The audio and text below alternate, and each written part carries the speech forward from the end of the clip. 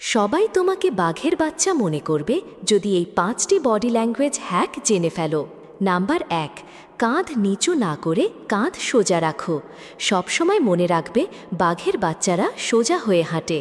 Number 2, বসে থাকলে পা দোলানো বন্ধ করো। পা দোলালে লোকে ভাববে তুমি ভূতের চেয়ারে বসে আছো। শান্তভাবে বসো, রাজার স্টাইলে। নাম্বার 3, ঘরে ঢুকে দরজা বন্ধ করে পিছনে তাকিও না।